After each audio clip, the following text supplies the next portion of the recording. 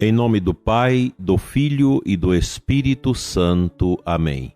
Nós os adoramos e vos bendizemos, porque pela vossa santa cruz remistes o mundo. Dileto e amado ouvinte, Deus abençoe você, sua família e sua semana. Hoje, domingo, dia do Senhor, nós vamos escutar a parábola do filho pródigo hoje. Nós estamos celebrando o 5º domingo da Quaresma, chamado Domingo Letare, o domingo da alegria, pois a Quaresma está caminhando para o seu fim e para a sua finalidade, celebrar o mistério pascal.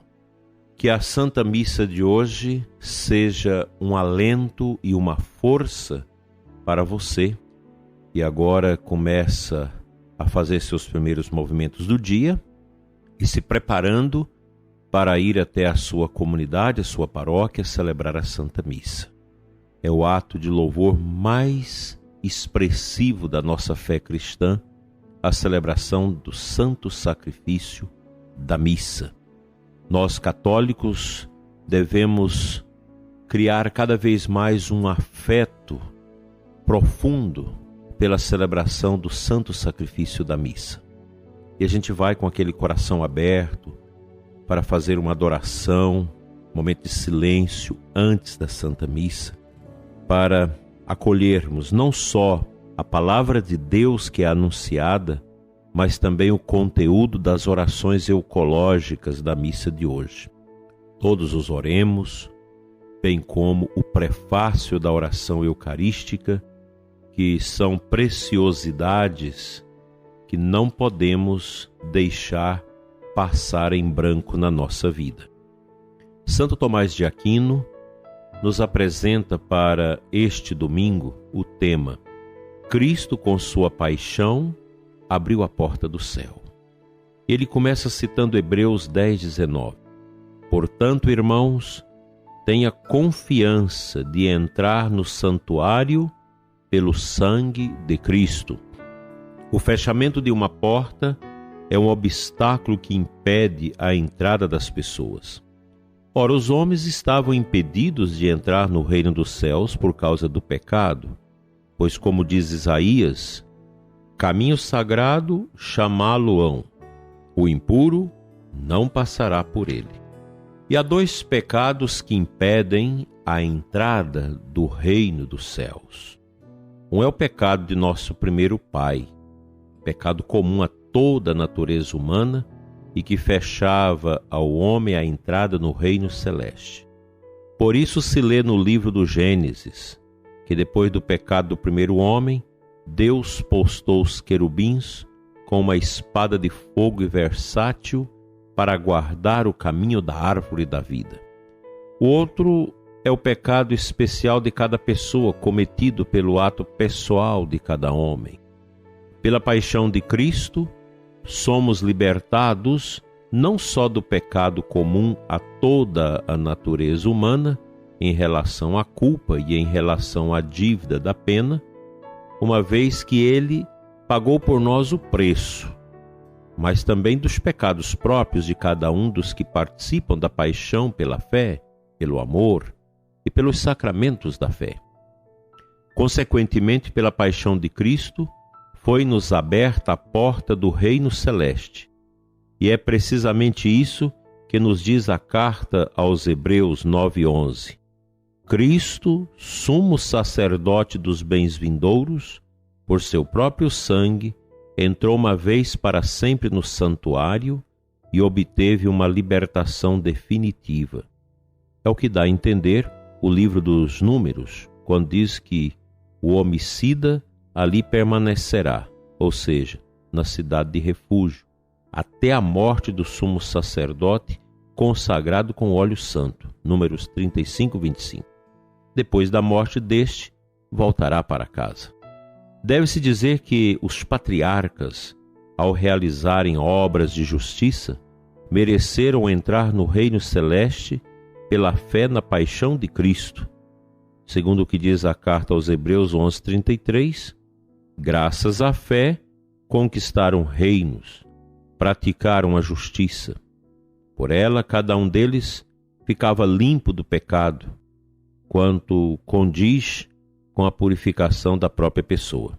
Contudo, a fé ou a justiça de nenhum deles era suficiente para remover o impedimento proveniente da dívida de todas as criaturas humanas. Impedimento que foi removido pelo preço do sangue de Cristo. Por isso, antes da paixão de Cristo, ninguém poderá entrar no reino celeste, ou seja, conseguir a eterna bem-aventurança que consiste no pleno gozo de Deus. Cristo, com sua paixão, mereceu-nos a abertura do reino celeste e removeu o impedimento, mas pela ascensão, como que nos introduziu na posse do reino celeste. Por isso se diz que já subiu diante deles aquele que abre o caminho. Miqueias 2:13. Nós sabemos que pela culpa do pecado original, o homem foi expulso do paraíso e a porta do paraíso foi fechada. Daí que a nossa perambulância pela terra é uma busca frenética e constante pela porta do paraíso, o caminho que nos leva de volta ao paraíso. Nós fomos expulsos do paraíso por causa do pecado.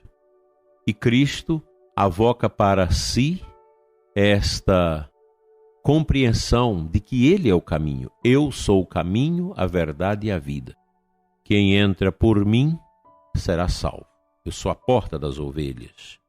Nosso Senhor veio como a chave do Pai para abrir novamente as portas fechadas do paraíso para que pudéssemos ter acesso a elas. Veja a beleza desta tipologia do Antigo Testamento com o Novo Testamento. Cristo como porta, Cristo como caminho.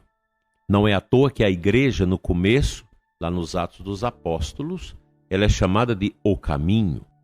Muitas vezes nós encontramos as passagens que diz: fulano estava no caminho. Esse caminho é a igreja. A igreja é o próprio Cristo, seu mistério.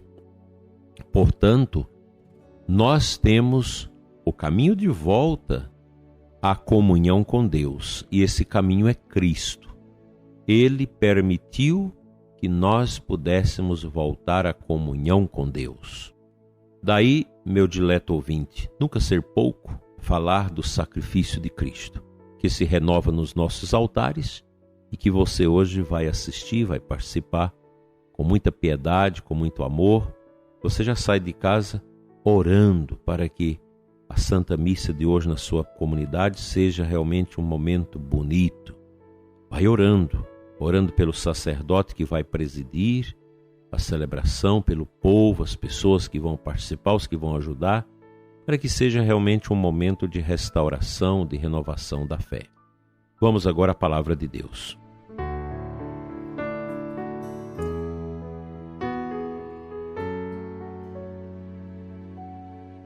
Como já adiantei para você no início do programa, que o evangelho de hoje é o evangelho da parábola do filho pródigo, uma das páginas mais lindas da Sagrada Escritura. Eu quero compartilhar com você apenas o versículo 18 do capítulo 15 de Lucas. Vou levantar-me e vou a meu pai, e lhe direi: meu pai, eu pequei contra o céu e contra ti. Essa é a palavra do filho pródigo, que ao cair em si, por causa do seu pecado, tomou essa decisão de voltar pelo caminho, de retomar o itinerário de volta ao Pai com humildade, reconhecendo-se pecador e com o coração aberto para pedir perdão. Todos nós precisamos refazer o nosso caminho e voltar ao Pai para suplicar o perdão e a misericórdia, que são essenciais para completar em nós, no nosso interior, a grandeza do que é ser cristão. Eu te convido a orientar seu coração bem no final desta quaresma, porque nós temos só mais um domingo da quaresma. Depois já vamos nos entrar na Semana Santa e na quinta-feira à tarde já começaremos o nosso tríduo pascal. Quem sabe você ainda não teve a coragem de se confessar, de chegar no sacerdote para pedir através dele perdão a Deus.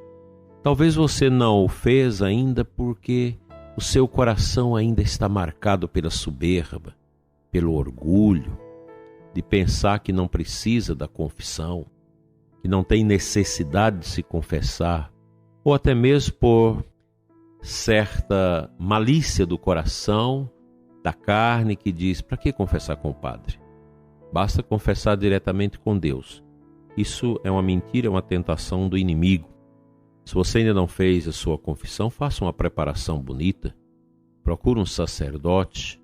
Se você tem dificuldade de confessar com o pároco da sua paróquia, talvez o padre é muito amigo, você vê coisas bobagens no coração, porque qualquer padre está preparado para atender as confissões e nunca revelar os segredos, nem guardar qualquer estigma contra o pecador. Mas se você tem dificuldade, então você se propõe a fazer um sacrifício maior, ir a uma outra comunidade e procurar a confissão. Que Deus te ajude a ter essa atitude do filho pródigo, de voltar ao Pai enquanto é tempo.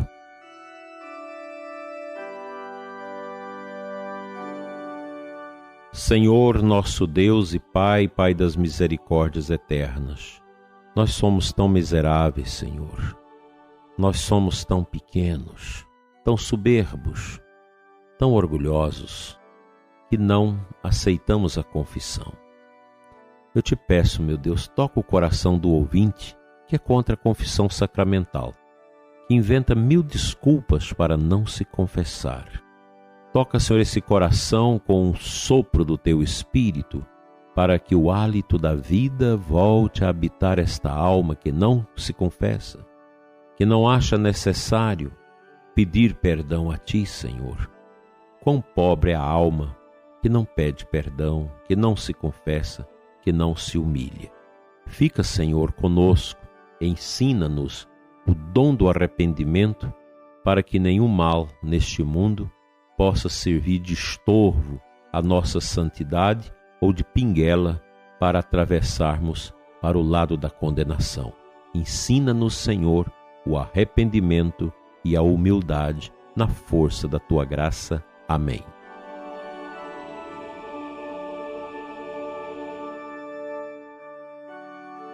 Pela intercessão da Virgem Maria, Mãe da Divina Misericórdia, seja abençoado o seu coração e de sua família. Em nome do Pai, do Filho e do Espírito Santo. Amém. Até amanhã, se Deus assim nos permitir.